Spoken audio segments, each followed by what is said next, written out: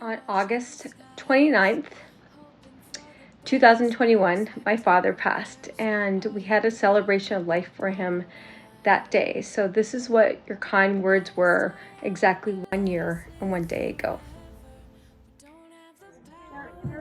Come on, I'll pray a little. Anyways, Speak, go ahead. my dad thought family was his brothers, sisters, nieces, nephews, everybody that's here today, his friends, kids, and so he would have been overjoyed today to see the turnout for him. So, cheers to everybody, and you know what? Just honor him in terms of keeping family first. Beautifully said. Thank you, Z. Cheers. Cheers. Cheers. Thanks, Monica. And I was massaging him. He goes, Okay, then you tell her. he goes, honey, and I'm standing there. He goes, and he goes to him. That Jega. He goes, you wanna fuck with me? He goes, you fuck with my son. And I'm standing. He made me massage him. Like I'm massaging him. I go, okay. And he goes, you fuck with me? You fuck with my army. He goes. Dad always said, I'll fuck the world. With my boys, I'll fuck the world. Well, a family, your dad would always say this. A family apart is a chippear on the face. It doesn't hurt as much. But when a family's together, you make a punch and a fist, it hurts more. So a family together will hurt more than a family apart. I remember when I was really young, like sitting in his lap. I remember, I always see my grandfather. Always. And I told him that, and then one day I don't know if you remember, it was Father's Day, and I was here, and I was like, he was walking around, I'm like, you know what, I'm just gonna go give him a hug, and I give him a big, tight hug, and I'm like, happy Father's Day, and he had like an ear-to-ear smile. You like bourbon, right? I totally remember that. Mine's just a little one, but it was the day when I was leaving on my wedding, and he put his hand on my head, and it made me feel like, my grandpa, my own grandpa, was putting his hand on my head, and he said, "What? Jindira, koshira." Conversation I had with him at Ben's wedding, Ben's birthday, 50th birthday, where we actually were both kind of inebriated. Yep. And, That's a lie. And I really kind of candidly had a conversation with him about my grandmother, who I never knew, and he told me stories about her because he's the only one who kind of remembers her, because he was just little, and he goes, she took care of me, like I was little and she was my Bobby, and she looked after me, and he goes, "Tu ode vargi hai. You look exactly like her, and you remind me a lot of her." And he had a lot of other things to say about kind of like the things that made him sad about his life. So he's really emotional. We were both emotional. We were both crying, and we were both drunk.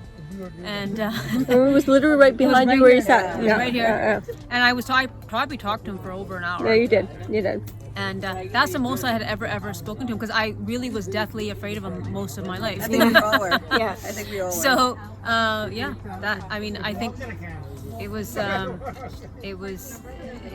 it's a memory that I will always remember, though, for sure.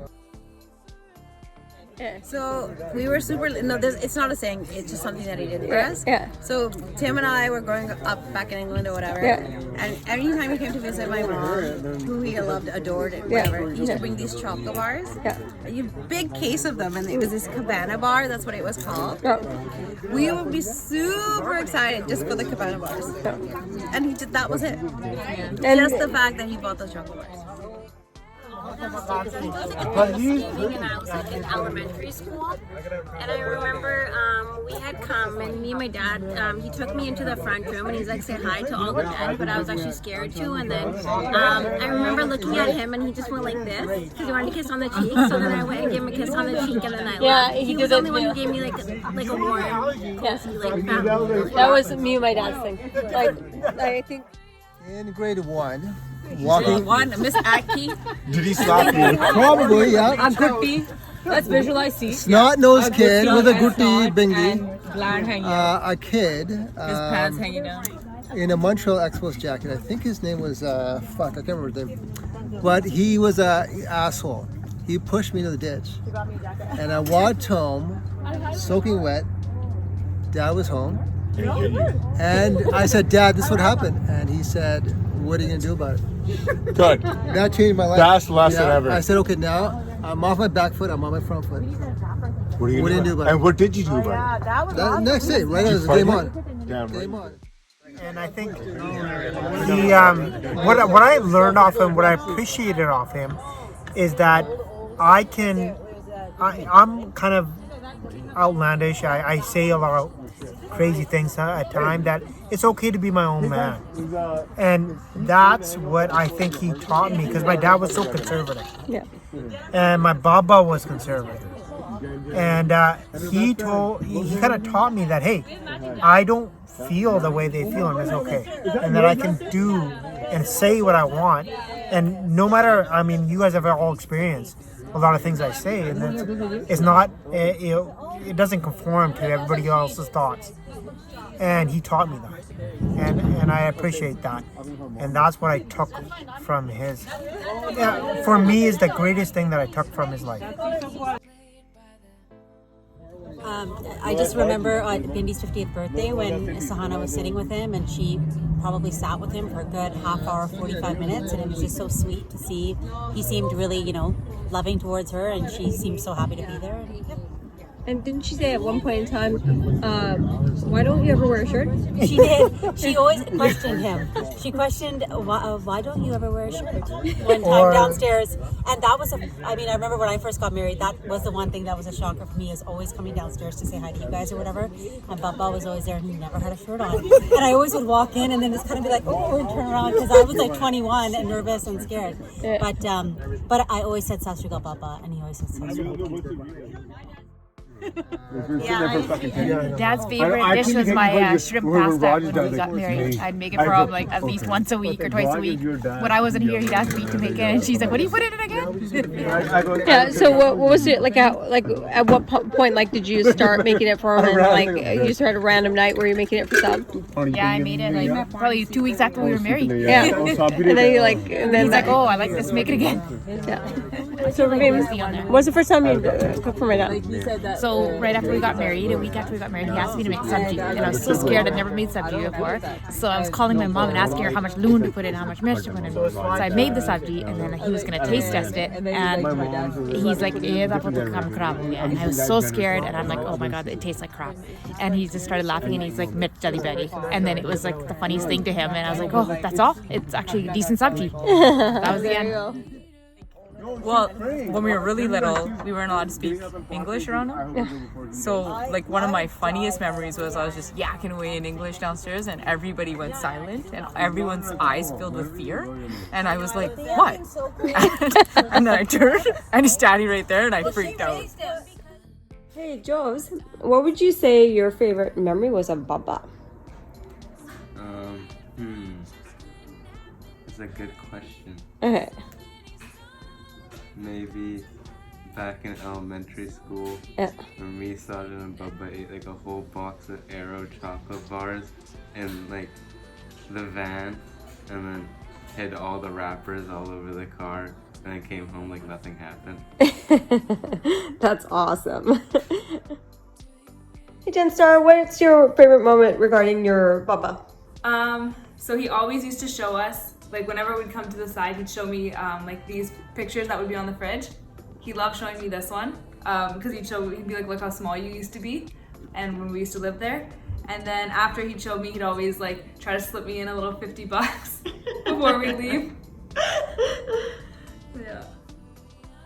So, no matter what happened, I think we were here for like 2 weeks or 3 weeks, whatever it was, and I would eat upstairs with the Baranamma, if I remember right. And then your dad would make me come downstairs and eat steak. No matter what, every day, he would make me steak. And no matter how full I was, I would not eat it. No matter what. But it was watching him light up. Because he was like, yeah, that was one of my sons. He never treated me any different. Yeah. No, he never did. No. Never treated me any different. No. It was fun because I have so many good memories, but that was my favorite. Watching him light up like a Christmas tree. Turns out to me the most is the fact that the bond that him and my dad had, which is really special to me because that bond carried over to me and Reggie. And there were certain things that no one could ever say to Baba. Like, he would literally like lose his mind on them if they said it. They wouldn't even attempt to say it, but we could get away with it. And he would say something along the lines like, "Tu khiri di kudiyan ta hi nahi main tenu kuch kehna." But also, you know, about 20 years ago, my dad and Baba invested in some property in Bellingham, where they spent a lot of time together. And myself and my younger sister Reggie and Seat and Ran and Baba and my dad, we spent a lot of time together, and we created a lot of memories, and I will always remember those memories. A favorite memory I've had with Baba was many years ago when I was probably only 4 years old. I used to go to work with my dad, and Baba would be with us as well. And he would always help himself to the lunch my mom made, the brote. And since he finished my lunch, he would end up taking me out to the pantry. So those were some special memories for me and Baba, and it's something I'll always hold close to my heart. And I'm glad he did eat those brote because we got to make those memories of having our pantry dates. You know, we had some other great memories too from our trips to Bellingham and going to Cost Cutters. And, you know, anytime I wanted anything when we were grocery shopping, he would never refuse me. And I do believe that I did hold a bit of a special place in Baba's heart. And I think that was just because I was Kiri Skuri and, you know, I am the baby. So he always made me feel special, and he will be truly missed by me. Hey, Shani, can you tell me a favorite moment of Baba's that you had that you two shared? My favorite moment with Baba would probably be when he'd take me into the room and just be me and him, and he'd tell me about things that he wanted me to accomplish, and how much like we owned and how much we're going to expand and grow and what he wanted us to do, and how great I could become. Yeah, so he basically was helping you build your dreams for your future, wasn't he? Yeah, and yeah, a lot of that. Okay, I would say my 3 favorite things about Dad are one, Dad was a friend of mine, so we would kind of discuss, you know, just I guess stuff that we'll keep to ourselves, just friendly stuff that we would joke around.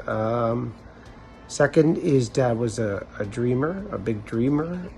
So he was a dreamer for us. He was always pushing us towards our goals and making sure that they were big goals, not small goals. And I think the third best thing about Dad, well, of course, is family was always number one. So everything revolves around family. And if you stick together, if you work together, and if you are a unit, nothing can stop you.